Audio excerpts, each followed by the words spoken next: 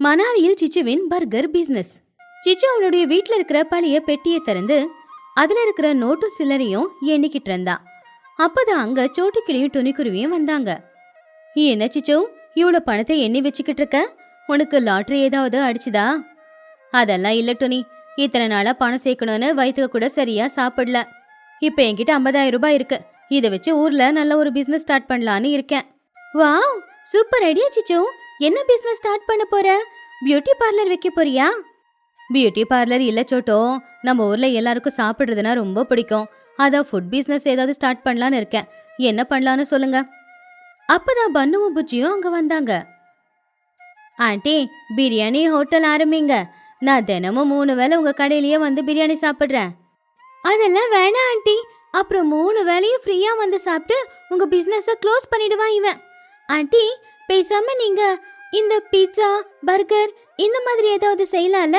நம்ம ஊர்ல யாருக்குமே இந்த பீட்சா பர்கர் செய்ய வராது. அதனால எல்லாரும் உங்க ஹோட்டலுக்கு வந்து அதை விரும்பி வாங்கி சாப்பிடுவாங்க. அடடா புஜ்ஜி, இவ்வளவு நல்ல ஐடியா கொடுத்துருக்க. உண்மையிலேயே எனக்கு பர்கர் பண்ண வரும். யூடியூப்ல வீடியோ பார்த்துருக்கேன். நாளைக்கே ஊருக்கு நடுவுல ஒரு பர்கர் ஷாப்பை ஓபன் பண்ணிடுறேன். ஆல் தி பெஸ்ட் சிச்சு, உனக்கு எல்லாமே நல்லதாவே நடக்கும். அடுத்த நாள் காலையில சிச்சு காக்கா ஊருக்கு நடுவுல ஒரு கடை வாடகைக்கு பேசிக்கிட்டு இருந்துச்சு கடை ஓனர் கிட்ட. அப்பதான் அந்த ஊரோட ஜமீன்தாரான மகிக்கழுகு கிட்ட வேலை பார்க்குற குஹுவாத்தும் அந்த பக்கமா நடந்து வந்தாங்க. வழிய விடுங்க, ஜமீன்தாரம்மா மகிக்கழுகு வராங்க, வணக்கம் வைங்க. என்ன சிச்சோ, கடைக்கிட்ட ஏதோ பேரம் பேசிக்கிட்டு இருக்க? புதுசா ஏதாவது வியாபாரம் ஆரம்பிக்க போறியா என்ன? ஆமாங்க மகி, நம்ம ஊர்ல ஃபர்ஸ்ட் டைம் ஒரு பர்கர் பிசினஸ் ஸ்டார்ட் பண்ணிருக்கேன். இப்பதான் ஷாப் ஓனர் கிட்ட பேசிக்கிட்டு இருந்தேன். ஓ, பர்கர் பிசினஸா? அப்படின்னா உன் கடையில செய்யற பர்கர் எனக்கு தான் வரணும். சரி குஹு, நம்ம ஊரோட ரூல்ஸ் என்னன்னு சிச்சுவுக்கு சொன்னியா? இதோ இப்ப சொல்லிடுறேங்கம்மா. சிச்சு, நீ உங்க கடை ஓனருக்கு வாடகை கட்டுறதுக்கு முன்னாடி எங்க அம்மாவுக்கு வரி கட்டணும். அதுதான் இந்த ஊரோட ரூலு. அதை கேட்டு சிச்சு காக்கா ஷாக் ஆகி, என்னது வரியா? அப்படின்னு டாக்ஸா? நான் என் சொந்த பணத்துல பிசினஸ் ஸ்டார்ட் பண்றேன். நடுவுல உங்களுக்காக எதுக்கு நான் டாக்ஸ் கட்டணும் சொல்லுங்க? மகிக்கழுகு கோவமா, என்ன சிச்சோ, இந்த ஊரு ஜமீன்தாரம்மானா என்னையும் எதிர்த்து பேசுறியா?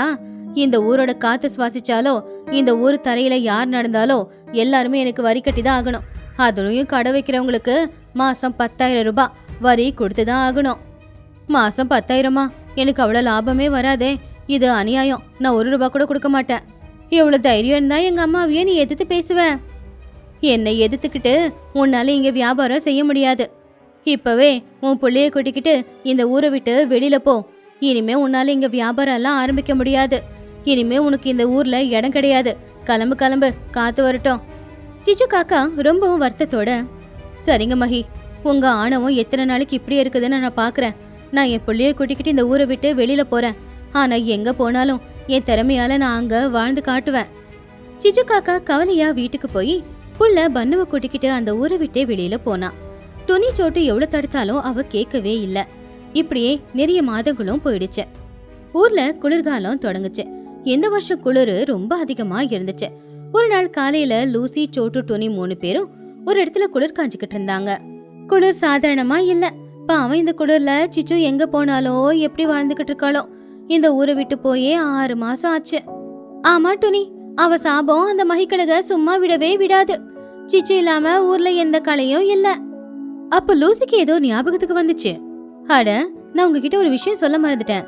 சிச்சு போகும்போது புது போனை வாங்கி ஒரு நம்பரையும் கொடுத்தா. அந்த நம்பரை கொடுக்க மறந்துட்டேனே. அப்படியே லூசி, அப்ப முதல்ல போன் பண்ணு, அவ எப்படி இருக்கான்னு கேக்கலாம். லூசி உடனே அவளுடைய போனை எடுத்து சிச்சு கொடுத்த நம்பரை டயல் பண்ணி கால் பண்ணப்போ அந்த பக்கம் சிச்சு, ஹலோ சிச்சு, ஸ்பெஷல் ஸ்னோ பர்கர். உங்களுக்கு சிக்கன் பர்கர் வேணுமா இல்ல பன்னீர் பர்கர் வேணுமா? லூசி புற ஆச்சரியமா, சிச்சு, நான் லூசிடி, என்ன பர்கர்னு சொல்லிக்கிட்டு இருக்க? சிச்சு காக்கா சந்தோஷமா, லூசி எப்படி இருக்க? துணி சோட்டு எப்படி இருக்காங்க? உங்களை பார்த்து எவ்வளவு நாள் ஆச்சு? அப்ப துணி போனை வாங்கிக்கிட்டு, சிச்சு, நாங்க நல்லாதான் இருக்கோம். நீ எப்படி இருக்க? ஆமா, என்ன நம்பர் இது? வேற ஸ்டேட் நம்பர் மாதிரி தெரியுது. துணி, நான் இப்ப எங்க இருக்கேன்னு தெரியுமா? மணாலி, ஹிமாச்சல் பிரதேசத்துல பனிக்கு நடுவுல வாழ்ந்துகிட்டு இருக்கேன். என்னது, மணாலியா? அங்க ஏண்டி போன? நம்ம ஊர்ல தான் என்ன பர்கர் பிசினஸ் பண்ண அந்த மகி விடல, அதனால அங்கிருந்து நேரா மணாலிக்கு வந்துட்டேன். இங்க குளிர் அதிகம். இங்க பர்கர் ஷாப் ஓபன் பண்ண. இந்த குளிர்ல சுட சுட பர்கர் சாப்பிட எல்லாரும் விரும்புறாங்க. எனக்கு நிறைய வருமானம் வருது. உங்களுக்கு விஷயம் தெரியுமா? இப்போ நான் லட்சாதிபதி. Wow, super சிச்சு. கடைசில எப்படியோ நீ ஜெயிச்சு நின்னுட்ட. டோனி, உங்க எல்லாரையும் பார்த்து ரொம்ப நாளாச்சு. பேசாம நீங்க எல்லாரும் பசங்களை கூட்டிக்கிட்டு மணாலி வரீங்களா? உங்களுக்கு டூருக்கு ஆகுற செலவு, சாப்பாடு செலவு எல்லாத்தையும் நானே பாத்துக்கிறேன். நான் தான் ஸ்பான்சர். இத நீ சொல்லணுமா? நாளைக்கே பேக்கப். அடுத்த நாள் காலையில துணி சோட்டு லூசி அவங்க புள்ளிங்கனான புஜ்ஜி பன்னு எல்லாருமே மணாலிக்கு கிளம்புனாங்க. அவங்க மணாலி ட்ரெயின்ல ஏறி உட்காந்து 1 மணி நேரம் ஆச்சு. அம்மா, மணாலியில ஐஸ்கிரீம் கிடைக்குமா? இல்ல மணாலி ஐஸ்கிரீம்குள்ள தான் இருக்குமா? எனக்கு பசி அடிக்குது. டேய், ட்ரெயின்ல ஏறி 1 மணி நேரம் ஆகல, அதுக்குள்ள உனக்கு பசியா? அங்க சிச்சு ஆண்டி உனக்காக பர்கர் கொடுப்பா, இரு. பன்னு, மணாலியில பனி பொழிஞ்சுக்கிட்டே இருக்கும். நாம அங்க ஸ்னோமேன் பண்ணலாம், சரியா? எனக்கு ஸ்னோமேன் வேணாம், சிக்கன் மேன் தான் வேணும். அந்த பர்கரை எப்படா சாப்பிடலாம் அப்படின்னு என் நாக்கு துடிச்சுக்கிட்டு இருக்கு. 2 நாள் பயணத்துக்கு அப்புறமா அவங்க மணாலி வந்து சேர்ந்தாங்க. அங்க பயங்கரமா பனி பொழிஞ்சுக்கிட்டு இருந்துச்சு. அங்க இருக்கிற மரம், வீடு எல்லாமே பாக்குறதுக்கு ஒரே மாதிரி வெள்ளையா தான் தெரிஞ்சுது. குளிர் தாங்க முடியாத அளவுக்கு இருந்துச்சு. ஐயோ, என்ன குளிருது, நான் உறைஞ்சு போயிடுவோம் போலியே. அங்க பாத்தீங்களா, அங்க லைட் போட்ட ஒரு போர்டு இருக்கு பாருங்க. Chichu's hot burger, taste of heaven. அதுதான் சிச்சுவோட ஷாப். எல்லாரும் அந்த ஷாப்குள்ள போனாங்க. அங்க கவுண்டர்ல சிச்சு காக்கா கோட் சூட் போட்டுக்கிட்டு உக்காந்துக்கிட்டு இருந்துச்சு. எக்ஸ்கியூஸ் மீ மேடம், எங்களுக்கு ஒரு 10 பர்கர் கொடுப்பீங்களா? சிச்சு காக்கா திரும்பி பார்த்து ஃப்ரெண்ட்ஸ் எல்லாரையும் பார்த்ததுமே, டோனி, சோட்டு, லூசி எல்லாரும் வந்துட்டீங்களா? Welcome welcome. சிச்சு காக்கா வேகமா ஓடி வந்து எல்லாரையுமே கட்டி பிடிச்சுக்கிச்சு. எல்லார் கண்ணுல இருந்து ஆனந்த கண்ணீர் வந்துச்சு. சிச்சு, உன்னை அடையாளமே கண்டுபிடிக்க முடியல. இவ்வளவு ஸ்டைலிஷா மாறிட்ட. இந்த ஷாப்ல இவ்ளோ கூட்டம் இருக்கு. சூப்பர் சிச்சு. அதுல என்ன இருக்கு சோட்டோ? அன்னைக்கு மஹிகளுக்கு என்ன ஊரை விட்டு அனுப்பலனா நான் இப்ப இந்த நிலைமைக்கு வந்திருக்க மாட்டேன். கஷ்டப்படுறவங்களுக்கு எங்க போனாலும் வெற்றிதான். ஆண்டி, உங்க சென்டிமெண்ட் டைலாக் எல்லாம் பேசி முடிச்சிட்டீங்கன்னா அங்க சுட சுட ரெடி ஆகுற பர்கரை கொஞ்சம் கவனிக்கிறீங்களா? என்னால பசி தாங்க முடியல ஆண்டி, ப்ளீஸ். சிச்சு காக்கா சிரிச்சுக்கிட்டே, டே பன்னு, இனிமே உன் பசி குறையல. சரி சரி, வாங்க வாங்க. சின்னோ, விஐபி டேபிள் கிட்ட இவங்க எல்லாரையுமே உட்காரவை. எல்லாரும் கதகதப்பா இருக்கிற ஒரு ரூமுக்குள்ள போய் உக்காந்தாங்க. அப்ப சிச்சு காக்கா அவளே அவங்க எல்லாருக்காகவும் சுட சுட பர்கர் செஞ்சு கொண்டு வந்தான். அந்த ஒவ்வொரு பர்கரும் டபுள் சைஸ்ல இருந்துச்சு. பன்னு அந்த பர்கரை பார்த்து ரொம்ப ஆச்சரியப்பட்டான். பன்னு அந்த பர்கரை சுத்தி சுத்தி பார்த்து சிச்சு கிட்ட, ஆண்டி, என்ன இந்த பர்கர் இவ்வளவு பெருசா இருக்கு? நம்ம ஊர்ல இந்த பர்கரை 10 பேருக்கு பங்கிட்டு கொடுக்கலாம். இது மணாலி ஸ்பெஷல் ஜம்போ பர்கர். இந்த குளிருக்கு எவ்வளவு சாப்பிட்டாலும் பத்தாது, நல்லா சாப்பிடு. பன்னு ஒரு பெரிய பீஸ சாப்பிட்டான். அவன் முகத்துல பல்ப் எரிஞ்சுது. ஆஹா, ஓஹோ ஆண்டி, பர்கர் ரொம்ப சூப்பரா இருக்கு. நல்ல காரமா, சூடா, சீஸியா. நான் பேசாம தினமும் மணாலிக்கு வந்துருவா ஆண்டி. புச்சி சிரிச்சுக்கிட்டே, டேய் பன்னு, மெதுவா சாப்பிடுறா, தொண்டையில மாட்டிக்க போகுது. உண்மையிலேயே சிச்சு, பர்கர் டேஸ்ட் சூப்பரா இருக்கு. இவ்வளவு டேஸ்டா எப்படி செய்யற? ஒண்ணு இல்ல சோட்டு, இங்க கிடைக்கிற ஃப்ரெஷ் இலைய வச்சு ஒரு சாஸ் ரெடி பண்றேன். அந்த சாஸால தான் இந்த பர்கருக்கு அவ்வளவு டேஸ்ட். எல்லாரும் சாப்பிட்டு முடிச்சதுக்கு அப்புறமா வெளியில பனியில வந்து விளையாடிக்கிட்டு இருந்தாங்க. அந்த பனியை பார்க்கும்போது பன்னுவுக்கு அது வெண்ணிலா ஐஸ்கிரீம் மாதிரி தோணுச்சு. அதனால அதை எடுத்து அவன் சாப்பிட ஆரம்பிச்சான். ஆனா அது வெறும் ஐஸ் கட்டி. ஐயோ அம்மா, ஆண்டி, இந்த ஐஸ்கிரீம்ல ஸ்வீட்டே இல்ல, பல்லு மட்டும் உறைஞ்சு போச்சு. பல்லெல்லாம் வலிக்குது. டேய் பைத்தியமாடா நீ, அது ஐஸ்கிரீம் இல்லடா, அது ஸ்னோ. ஐஸை யாராவது அப்படியே சாப்பிடுவாங்களா? பார்க்க வெண்ணிலா ஐஸ்கிரீம் மாதிரி இருக்குல்ல, அதான் ஏமாந்துட்டேன். இன்னொரு பர்கர் சாப்பிட்டா மட்டும்தான் இந்த குளிர் என்ன விட்டு போகும். வாங்க உள்ள போலாம். எல்லாரும் பன்னு சொன்னது கேட்டு பயங்கரமா சிரிச்சாங்க. அன்னைக்கு நாள் பூரா பனியில விளையாடி ராத்திரி வீட்டுல கேம்ப் ஃபயர் போட்டுக்கிட்டு பாட்டு பாடிக்கிட்டு இருந்தாங்க. 3 நாள் அவங்க மணாலியில நல்லா என்ஜாய் பண்ணாங்க. இப்போ ஊருக்கு திரும்ப வேண்டிய நேரம். சிச்சு, எங்களுக்கு ரொம்ப பெருமையா இருக்கு நீ இவ்வளவு நல்ல ஸ்டேட்டஸ்ல இருக்கிறத பார்த்து. மஹிக்கு மட்டும் இது தெரிஞ்சிச்சுன்னு வச்சுக்கோ, அவ வயிறெறிஞ்சே செத்துருவா. அவ என்ன பண்ணா எனக்கு என்ன டோனி, என் வேலையை என் பாட்டுக்கு நான் பாத்துக்கிட்டு இருக்கேன். அப்புறம் நீங்க எல்லாரும் வந்தது உண்மையிலே ரொம்ப சந்தோஷமா இருந்துச்சு. உங்களுக்கு டைம் கிடைக்கும் போதெல்லாம் வாங்க, பர்கர் ஃப்ரீ தான். ஃப்ரீ தானே ஆண்டி? அப்ப நாளைக்கு என்ன மறுபடியும் வர? எல்லாரும் ட்ரெயின்ல ஏறினாங்க. பாத்தியா டோனி, திமிர் எப்பவுமே ஒருத்தங்களை அழிக்கும், விடாமுயற்சி ஒருத்தங்களை ஜெயிக்க வைக்கும். உண்மைதான் சோட்டு, சிச்சு எல்லாருக்குமே ஒரு இன்ஸ்பிரேஷன் தான். இந்த கதையில இருக்கிற நீதி என்னன்னா, யாராவது நம்மள அடக்கி ஆள முயற்சி பண்ணாங்கன்னா நாம சோர்ந்து போகாம நம்ம திறமையையும் உழைப்பையும் நாம போட்டோம்னா நிச்சயமா வாழ்க்கையில ஒரு நல்ல இடத்துக்கு நாம வருவோம். கிராமத்தில் தண்ணி கஷ்டங்கள். காலையில 9 மணி, வெயில் சுள்ளுன்னு இருந்துச்சு. பறவைங்க எல்லாருமே கொலா கிட்ட கியூல நின்னுக்கிட்டு இருந்தாங்க. தண்ணி சிறுவாதான் வந்துகிட்டு இருந்துச்சு. ஏய் லூசி, குடத்தை கொஞ்சம் தள்ளி வை, என் குடத்தோட அது இடிக்குது. நான் எதுக்கு தள்ளி வைக்கணும் சோட்டு, நான் முதல்ல வந்துட்டேன், நீ தான் குடத்தை கொண்டு வந்து என் குடம் பக்கத்துல வச்சிருக்க. ஐயோ கொஞ்சம் நிப்பாட்டுறீங்களா, இந்த வெயில் தாங்க முடியலனா இதுக்கு நடுவுல சண்டை வேற. பாத்தீங்களா தண்ணி எவ்வளவு மெல்லிசா வருதுன்னு, நேத்தை விட இன்னைக்கு ரொம்பவே மெல்லிசா வருது. மகிக்கழகு மரத்துக்கு கீழே உட்காந்துக்கிட்டு, ஆமா டோனி, இந்த வருஷம் வெயில் சாதாரணமா இல்ல, நிலத்தடி நீர் எல்லாமே வத்தி போகுது போல. தலைவர்கிட்ட சொல்லி புதுசா ஒரு போர் போட சொல்லணும். போர் போடுறதுக்கு பணத்துக்கு அவரு எங்க போவாரு மகி, ஏற்கனவே திருவிழாக்கு எல்லாம் சரியா போச்சே. எனக்கு என்னவோ இன்னும் ஒரு வாரத்துக்கு தான் இந்த குழால தண்ணி வரும் அப்படின்னு தோணுது. ஐயோ தண்ணி வரலன்னு நம்ம என்ன பண்றது சிச்சு, சமையல் இப்படி பண்றது, பசங்களுக்கு இப்படி ஏதாவது பண்ணலாம் சோட்டு. சரி என் குடம் நிறைஞ்சு போச்சு, நான் கிளம்புறேன். எல்லாரும் தண்ணி எடுத்துக்கிட்டு அவங்கவுங்க வீட்டுக்கு போயிட்டாங்க.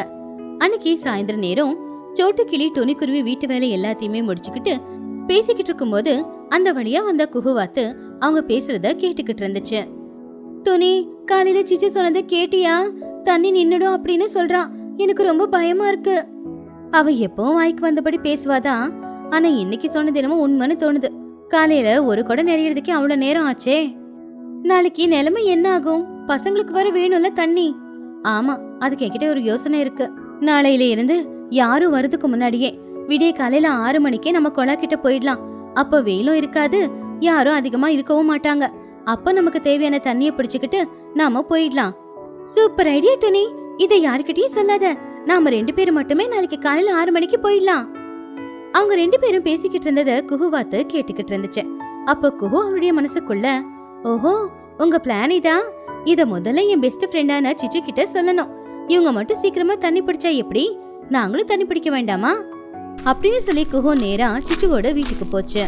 அப்போ குஹுவாத்து, சிச்சு என்ன பண்ணிக்கிட்டு இருக்க, ஒரு பிரேக்கிங் நியூஸ உன்கிட்ட சொல்லணும். என்ன குஹு, என்ன பிரேக்கிங் நியூஸ் அது, யாருக்காவது ஏதாவது ஆச்சா? அதெல்லாம் ஒண்ணும் இல்ல, நாளைக்கு நடக்க போற ஒரு விஷயத்த தெரிஞ்சுக்கிட்டேன். அந்த துணியும் சோட்டுவும் யாருக்கும் சொல்லாம விடிய காலையில 6 மணிக்கெல்லாம் பைப் கிட்ட போய் தண்ணி பிடிச்சிட்டு வரலான்னு பேசிக்கிட்டு இருந்தாங்க. சிச்சு அதை கேட்டு, என்னது 6 மணிக்கேவா, எவ்வளவு பேராசை அவங்களுக்கு, இவங்களே தண்ணி பிடிச்சுக்கிட்டா அப்புறம் நாம எல்லாரும் தண்ணிக்கு என்ன பண்றது, அதுக்கு தானே உன்கிட்ட இந்த விஷயத்த சொல்ல வந்தேன். அப்போ சிச்சு காக்கா ஒரு திட்டத்தை போட்டுச்சு. என்ன பண்றது, அவங்க 6 மணிக்கு போறாங்கன்னா நாம காலையில 4 மணிக்கெல்லாம் போயிடலாம். நம்ம வீட்டுல இருக்கிற ட்ரம்மு அண்டா எல்லாத்துலயும் தண்ணிய ரொப்பிடலாம். அவங்க வர்றதுக்குள்ள மொத்த தண்ணியும் நம்ம ட்ரம்ல தான் இருக்கணும். அவங்களுக்கு ஒரு துளி தண்ணி கூட கிடைக்க கூடாது. வாவ் சூப்பர் சிச்சு, உன்ன மாதிரி யாராலையும் யோசிக்க முடியாது. ஓகே, நான் 4 மணிக்கு வந்துடுறேன். அடுத்த நாள் காலையில 4 மணிக்கு ஊரே தூங்கிக்கிட்டு இருக்கும் போது, எல்லா இடமும் இருட்டா இருக்கும் போது, சிச்சு காக்கா குகுவாத்து மட்டும் 2 தள்ளு வண்டியில பெரிய பெரிய ட்ரம்மு காலி குடம் எல்லாத்தையும் எடுத்துக்கிட்டு வந்தாங்க. குஹு, சத்தம் போடாம அந்த ட்ரம்மை இறக்கலாம் வா. அப்போ குஹுவாத்து, எனக்கு தூக்கம் வருது சிச்சு, இந்த நேரத்துல இந்த தண்ணிக்காக படுற கஷ்டம். அட கஷ்டப்பட்டதா பலன் கிடைக்கும், கொலவ திருப்பு. குஹு கொலவ திருப்புனா அந்த நேரத்துல கொலால தண்ணி ரொம்ப ஃபோர்ஸா தான் வந்துகிட்டு இருந்துச்சு. பாத்தியா, நான் சொன்னது சரியா போச்சு. ராத்திரி யாரும் தண்ணி பிடிக்கலன்றதுனால டேங்க் ஃபுல்லா இருக்கிறதுனால தண்ணி ஃபோர்ஸா வருது. சீக்கிரமா கொடுத்தவே. 2 பேருமே காலையில 6 மணி வரைக்கும் கொலால வந்த தண்ணி எல்லாத்தையுமே பிடிச்சி ட்ரம்ல குடத்துல ரொப்பிக்கிட்டாங்க. இப்ப கொலால தண்ணி ரொம்ப மெல்லிசா தான் வந்துகிட்டு இருந்துச்சு. அப்பாடா, தண்ணியை பிடிச்சி பிடிச்சி இடுப்பெல்லாம் வலிக்குது. ஆனா வீட்டுக்கு ஒரு வாரத்துக்கு தேவையான தண்ணியை இப்ப ஸ்டாக்ல நம்ம வச்சிருக்கோம். அவங்க வர நேரமாகுது, வா போலாம்.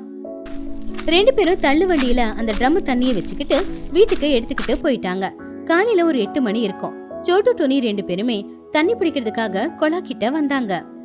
என்ன சோட்டு, நான் 6 மணிக்கு வர சொன்னா நீ பாரு 8 மணிக்கு வந்திருக்க. சாரி டோனி, நேத்து சரியா தூக்கம் வரலையா, அதான். பரவாயில்ல, இப்ப யாரும் வரல, பிடிச்சுக்கலாம் விடு. துணிக்குருவி கொலாய திருப்பி பார்த்தா. அப்போ ஒவ்வொரு சொட்டாதான் தண்ணி வந்துகிட்டு இருந்துச்சு. அட என்ன இது சோட்டு, நேத்தை விட மோசமா இருக்கு, தண்ணி ஊத்துல சொட்டு சொட்டா சொட்டிக்கிட்டு இருக்கு. ஐயோ, இப்படி வந்தா குடம் நெறியறதுக்கு 2 மணி நேரம் ஆகுமே. ஸ்கூலுக்கு வேற ரொம்ப லேட் ஆகுதே. அவங்க அப்படி கவலைப்பட்டுக்கிட்டு இருக்கும்போது மகிக்கழுகும் லூசியும் தண்ணி பிடிக்கிறதுக்காக அங்க வந்தாங்க. குட் மார்னிங் டுனி. என்ன தண்ணி வரலையா? இல்ல, நேத்தை விட மோசமா இருக்கு. சொட்டு சொட்டா வந்துகிட்டு இருக்கு. தண்ணி எப்படி தீந்து போச்சுன்னே தெரியல. ஐயோ, அப்ப என் கூட நிறையறதுக்கு மதியம் ஆயிடுமே. நான் எப்படி சமைக்கிறது? சரியா அந்த நேரத்துல சிச்சு காக்காவும் குஹு வாத்தும் அவங்க கொண்டு போன தண்ணியில நல்லா ஃப்ரெஷ்ஷா குளிச்சுட்டு அந்த குள பக்கத்துல இருக்கிற ஒரு மரத்துக்கு கீழே உக்காந்துக்கிட்டு மத்தவங்க எல்லாரையுமே பார்த்து, எல்லாரும் என்ன பண்றீங்க? இன்னும் குடம் நிறையலையா? வெயிலு உச்சில வருது, சீக்கிரமா பிடிச்சுக்கோங்க. தண்ணி வந்தா பிடிக்க மாட்டோமா சிச்சு? ஆமா, என்ன கையில குடம் இல்ல? உனக்கு சமைக்கிறதுக்கு குடிக்கிறதுக்கு தண்ணி வேண்டாமா? நாங்க எப்போவோ குளிச்சுட்டோம் சோட்டோ. எங்க வீட்டுல தண்ணிக்கு எந்த பிரச்சனையும் இல்ல. எங்களுக்கு செப்பரேட் சப்ளை இருக்கு. தண்ணி சொட்டு சொட்டா வந்துகிட்டே இருந்துச்சு. கிட்டத்தட்ட 10 மணி ஆகும்போது, அப்பாடா, என் குடம் நிறைஞ்சது. சோட்டுவும் குடம் வை. சோட்டு அவனுடைய குடத்தை வச்சா. தண்ணி இன்னும் மெதுவா தான் வந்துகிட்டு இருந்துச்சு. நிமிஷத்துக்கு ஒரு துளி அப்படிங்கிற மாதிரி விழுந்துகிட்டு இருந்துச்சு. பாவம் வெயில் நின்னு அவங்க எல்லாரும் ரொம்ப டயர்ட் ஆயிட்டாங்க. ஆனா குஹு சிச்சு மட்டும் தூரத்துல நின்னு சிரிச்சுக்கிட்டு இருந்தாங்க. ஒரு குடம் நெறியறதுக்கு 3 மணி நேரம் ஆகுது. என் காலெல்லாம் ரொம்ப வலிக்குது. எனக்கு தண்ணி வேண்டாம், நான் போறேன். சோட்டு குடத்தை எடுத்துக்கிட்டு போனா. மதியம் 1 மணி நேரம் ஆச்சு. லூசி அவளுடைய குடத்தை வச்சிருந்தா. ஆனா கொஞ்சம் கொஞ்சமா சொட்டு சொட்டா தண்ணி விழுந்து இப்போ மொத்தமாவே தண்ணி நின்னு போச்சு. குழால தண்ணி வரல. அத பார்த்து லூசி கவலையா, ஐயோ தண்ணி நின்னு போச்சு, தண்ணியே வரல. மகிக்கழகு ரொம்ப கவலையா, ஐயோ என்ன லூசி, தண்ணி நின்னு போச்சா? காலையில இருந்து சாப்பிடாம கொள்ளாம உட்காந்துக்கிட்டு இருக்கிறது இதுக்குதானா? ஐயோ, இப்ப தண்ணி இல்லாம என்ன பண்ண போறேனோ? சிச்சு காக்கா சிரிச்சுக்கிட்டு, நான் தான் முதவே சொன்னேல மகி, சீக்கிரமா வந்து தண்ணி பிடிக்கணும். தண்ணி தீந்து போச்சுன்னா அப்புறம் உங்களுக்கு யார் தண்ணி கொடுப்பாங்க? ஆமா சிச்சு, இவங்க நம்ம சொல்றத கேட்காம இப்ப கஷ்டப்படுறாங்க. சரி வா, நாம போய் ஏசில படுத்து தூங்கலாம். குஹுவும் சிச்சுவும் சிரிச்சுக்கிட்டே அங்கிருந்து போயிட்டாங்க. பாவம் லூசியும் மகியும் கவலையோட வீட்டுக்கு போயிட்டாங்க. மதியம் 2 மணி இருக்கும். ஊர்ல யாரோட வீட்டிலயும் கூட தண்ணி இல்லாம எல்லாரும் கஷ்டப்பட்டுக்கிட்டு இருந்தாங்க. அப்ப வெயில் தாங்க முடியாம படுக்கையில படுத்துக்கிட்டு இருந்த பன்னு தரையில படுத்தான். அப்பதான் புஜ்ஜி அங்க வந்தா. புஜ்ஜி, என்னால வெயில் தாங்க முடியல. இப்ப வெயில் சாதாரணமா இல்ல. எங்க வீட்டுல குடிக்கிறதுக்கு கூட தண்ணி இல்ல. இன்னும் நான் குளிக்கிறது எப்படி சொல்லு? எங்க வீட்டுலயும் அதே நிலைமை தாண்டா பண்ணும்.